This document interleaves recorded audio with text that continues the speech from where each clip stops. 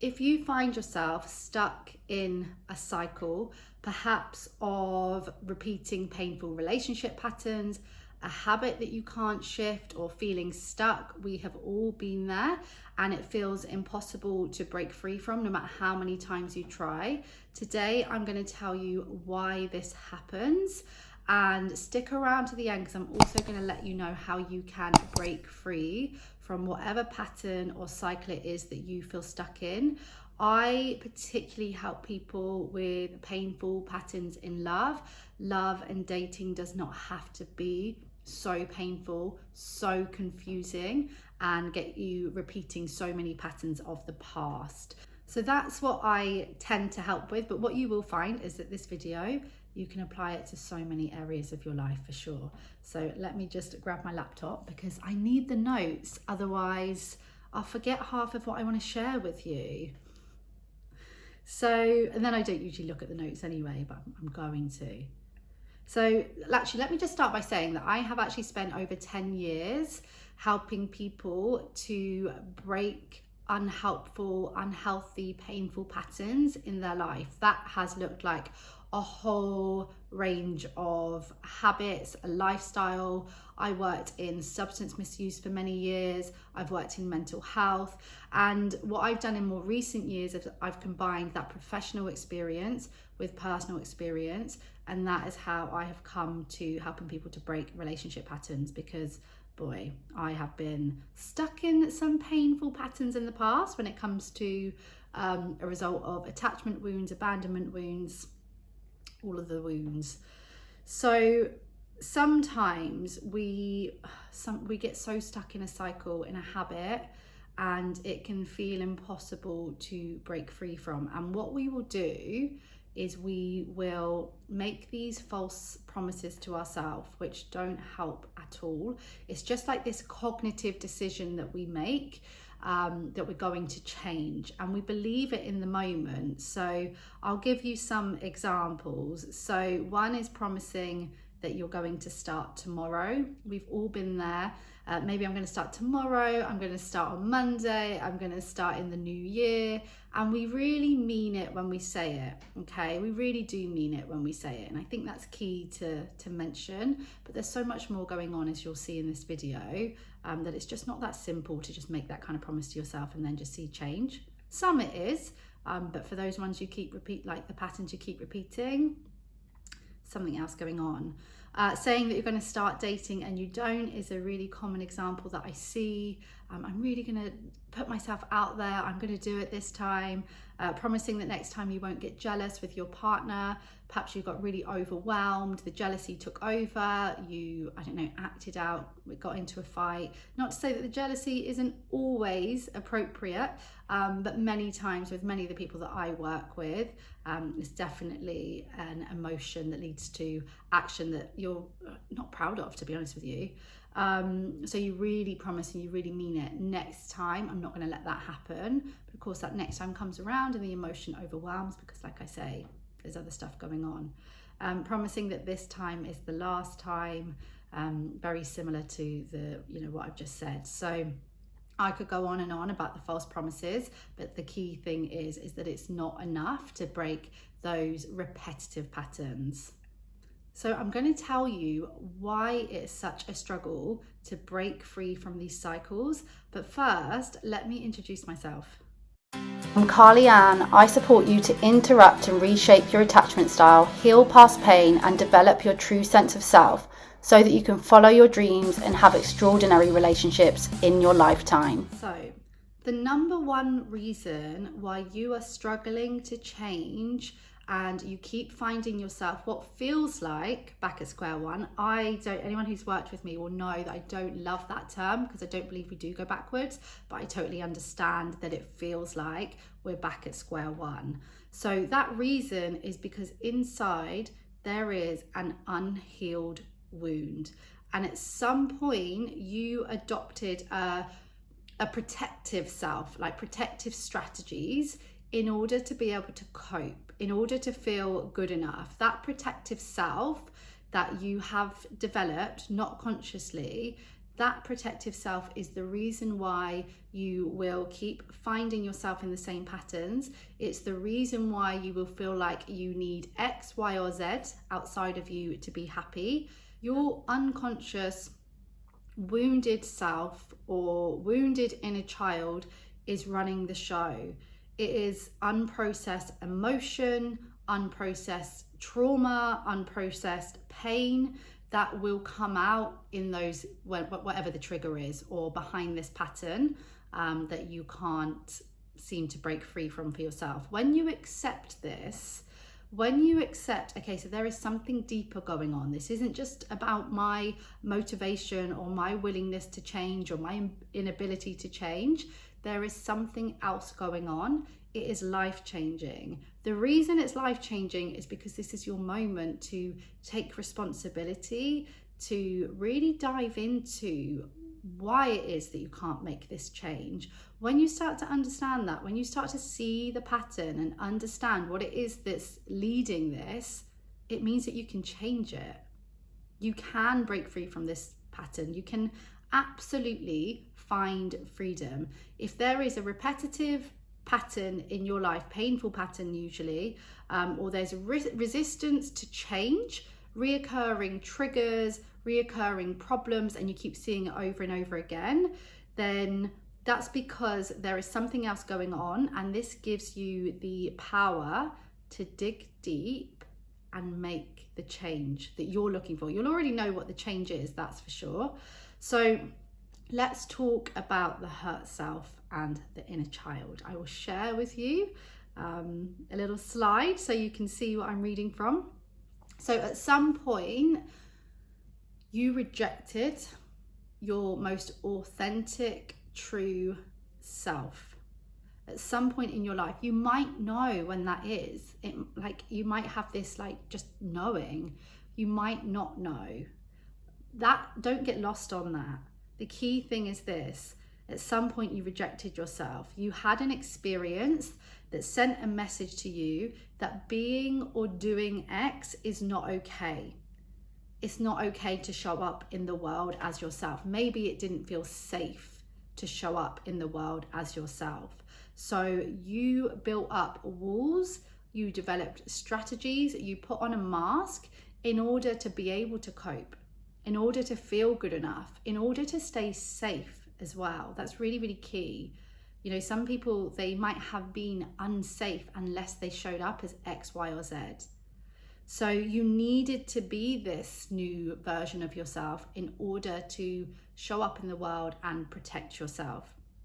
The thing is, that usually happens, not always, but it usually happens as a child. It happens unconsciously, that this new self, that false self, becomes who you believe that you are, until times like now, when you're clearly waking up to the fact that this something doesn't feel right. This isn't who I am. And you'll know that because you won't feel aligned. You might not feel happy.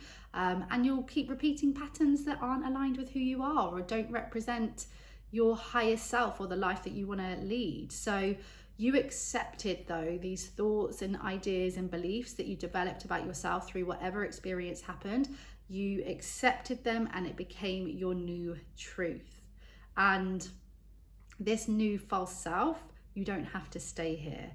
You can find freedom from this. I have a course called Finding Freedom, because I know for sure through myself, through the work that I do with my clients, and through the fact that we know for sure that people can break free and find freedom from painful patterns, from the false self. So you're not stuck here. So let me take a moment to link this to attachment styles, because I know that many of you will have an interest in that if you're here listening to me. We have that mutual interest. It's what I primarily help people with, healing attachment wounds. So let me say this: you were born with a birth-given right to have your needs met and to be loved unconditionally, to be soothed when you hurt, and to be modeled healthy love, connection, and relationships. That is everyone's right. Unfortunately, that isn't the case for everyone. That isn't what they experienced. Many people were brought up in chaos, unpredictability, without their needs being met, with there being no models of healthy relationships or boundaries, and may have been actually unsafe or felt unsafe. But the point is, when you are in those kind of circumstances, experiencing those experiences, then you are going to be in a state of stress. I'm just generalizing here, okay? You don't have to relate to that specifically. But if you are always in a state of protection because you learned that that's the way that you had to be, that will come with you into adulthood. That will follow you. That being dysregulated in that state of anxiety, in that stress response, that will come with you. Through these experiences, the hurt self, the inner child, developed stories and ideas about love, about relationships, about connection, and about what it takes to stay safe in this world, what it takes to stay safe from love, like from love. And on the one hand, it might be someone with an avoidant attachment. The picture that they've developed is to keep love at arm's length. That's what their hurt self has developed. Love stays at arm's length, and then I can't be abandoned, I can't be left. On the flip side, someone with an anxious attachment has learned to hold on really, really tight and try and prevent that from ever happening again. The wounded self still lives out these patterns. The hurt self is still living out these patterns, still going very quickly into that state of protection. If there is even a slight trigger, sometimes it can be such a slight trigger, you're not even aware of it before that inner child comes out and takes over in a bid to protect you.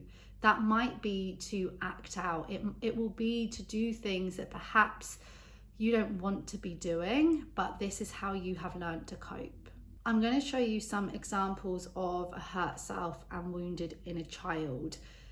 If you relate to this, do not judge yourself. You just meet yourself where you are. This is not about giving yourself a hard time. Remember, the point of this video is to let you know that you can break free from this. I have a program, like I said, called Finding Freedom, because I believe in it. I know that you can break free from this. So I'm going to give you some signs. They're actually not, it seems like a long list. The list can be much, much longer, but these are just some of the key ones that I see when working with people. So first sign that I'm talking about is that you always have a problem. Something is always showing up. It's very problem orientated. Perhaps you feel like you've got bad luck or negativity is always coming your way. Very much dismissing the positive, not able to shift yourself into seeing the positive or seeing, not in like a always look on the bright side, but there's no being able to shift yourself into noticing the good. Victim modality, so perhaps you're blaming yourself, blaming others, and when you're in that state, it really, really stops you from moving forward, but your protective self has designed this for you. If I blame, then there's a reason for this, and also blame means that you don't really have to make change. You might want to, but it will stop you.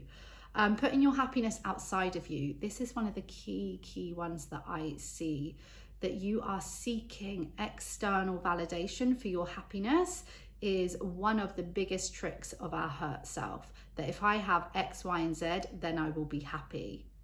We will get highs from that. We can experience happiness, but like true feelings of content, that comes from internal validation. Being overly sensitive to rejection, fearing abandonment, anticipating that people are going to leave. This is one of the key ones that I also work with. I'm going to say this about all of them, but it really is, because I work a lot with anxious attachment, and that is it really shows up. Addiction to low vibe emotions. One of the things that I talk to my clients a lot about is the way that we can actually be addicted to a certain emotion. So if you're having consistent feelings of guilt, if you're always feeling bad, it might be that that's just what your body knows and you almost seek it. I know that you might be like, why would I seek that? It feels awful. But the body, the mind, body, soul is amazing and very, very complex. So you may be stuck in certain moods and feel like not able to break free. Being less assertive, breaking boundaries, having no boundaries, lowering your standards. that is a real sign that your hurt self, like perhaps just wants to experience closeness, perhaps just doesn't know how to have boundaries because you never learnt them. Obsessing about an ex or love interest. So really, if you're obsessing about something that is outside of you and you keep thinking about it, it prevents you having to go inwards. Your hurt self has basically made it so that let's always think outside of us because it's too painful to go in. Staying small, not going out of your comfort zone so that you don't have to experience failure or not feeling good enough, those kind of triggers. So you stay small. Let's just stay where we are and then we're safe. May be the case, but it really messes with your happiness. Feeling inadequate, less than, putting other people on a pedestal. If you see yourself doing that, so you'll see this particularly with imposter syndrome, perhaps valuing partners and other people's needs, people pleasing, comparing yourself. If you see yourself doing that, that's a surefire sign of your wounded inner child at play. Accepting poor treatment in relationships, usually because you don't feel like you're good enough for more. So you'll accept the crumbs, you'll accept the hot and cold, the criticism, the ambiguity, and you will take those crumbs as if that's all you deserve. And those highs will also make you feel quite safe. The other thing is that it can just feel familiar. If you've always experienced that in your relationships, then this will feel familiar for you. So there's actually quite a short list of signs. I'm going to say it again, don't judge yourself if you do relate to these, okay? It's really, really important that you don't do that. If there are specific points here that you do relate to or that you want to know more about, so if any of those signs you want to know more about, let me know in the comments which of these you want to know more about so that we can go deeper. I can create more videos and more content for you based on, well, what you're asking for. So let me know in the comments if you want me to go deeper on any of those points. So what next? You are noticing these patterns, you're relating to some of these signs. Don't worry if you relate to lots of them. Really, I mean that. You wouldn't believe how many people will look at these lists and say, oh my goodness, I relate to so many of them. That's okay. They tend to come from the same kind of place. So as you begin healing, it will have a nice ripple effect into lots of those different points, okay? So what to do next? I've said it probably 100 times already in this video, but I'm going to say it again. Do not judge yourself, okay? This is not about blaming anyone, and that includes you. The thing is about the false promises and noticing these patterns is we can then fall into self-criticism. It is not useful to criticize yourself. You're already in this place. Criticizing yourself isn't going to help. It's actually going to make you feel worse. And if anything, it might keep you stuck in this cycle. When we criticize ourselves and give ourselves a hard times, we're not liking ourselves. So why are we going to change our lives? Why are we going to do amazing things for someone that we're criticizing and not being nice to? So you are here now. This is all that you can ask for yourself. Celebrate yourself for being here, watching this and taking these steps. The ultimate goal for you, for us, okay, is to find freedom from the emotional and mental cycles and patterns that you feel stuck in. Finding that freedom from these cycles is what we call healing. When you hear us talking about healing wounds, it is about finding freedom from these patterns. I say it again, like this is the work that I do with people because I believe in it, because I see the change, and there is nothing that I have that you don't. If I can break free from these cycles, I know that you can too. I've had the times and the moments where I thought maybe I'm different, maybe it doesn't work for me. I can now confirm for you it works for us, okay? Yes, we have to be persistent. The traditional kind of like self-help, like reading the books, and at some point we hit a wall and it's not enough. I'm going to be honest with you. It's not enough. We have to go in and we have to really learn how to speak to the inner child. You know, these are metaphors, that the inner child, the different parts of us that are hurt, we have to go in and have those conversations in a really safe way. So the next step for you is to make a commitment to healing. Don't worry so much about the how, the what, the where. You can get in touch with me. You can book a free call if you want to talk about your personal next steps. I'll give you another thing that you can do as well. But number one is just to make a commitment to go inwards, and that you're going to stop, not stop, I hate that, that doesn't work, like I'm just going to stop this, but a commitment that I'm going to try and change this pattern, because this is your precious time.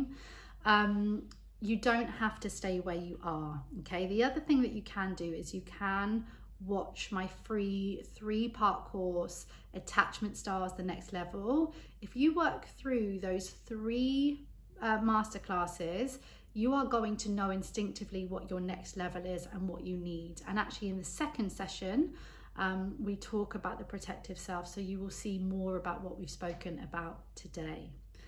Okay, I really hope that you have found this useful, that you can check the description box for how to get in touch with me, how to work with me, the free masterclass, Attachment Styles, the Next Level, and take your next steps. But in the meantime, do not forget, you are enough, you are lovable, you are so worthy, and you are irreplaceable.